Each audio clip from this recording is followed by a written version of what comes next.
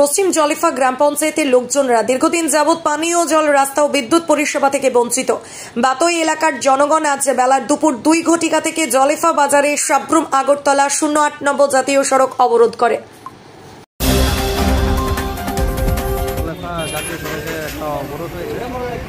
একটা দুটো গ্রামের মধ্যে দীর্ঘদিন ধরে তাদের বিদ্যুতের সমস্যা, তাদের জলের সমস্যা হচ্ছে, বিভিন্ন অভিযোগ নিয়ে ওরা এসছেন। এখন আমি তৎক্ষণাৎ এসে এখানে সাব ডিভিশনাল ম্যানেজার সাবরুমকে খবর দেওয়া হয়েছে।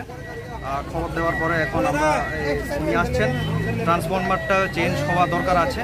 তো ওরা তৎক্ষণাৎ 4টার ভিতরে কথা দিয়েছে, তারা এসে যে ট্রান্সফরমারটা রিপ্লেস করে দেবে এবং যাবতীয় সমস্যা তারা সমাধান করবে। আমরা এটা যথারীতি চেষ্টা করছি তাদের রাস্তা খালি করার জন্য এবং যানজট সরানোর জন্য। এখন কি স্যার রাস্তা অবরোধ উঠেছে কি?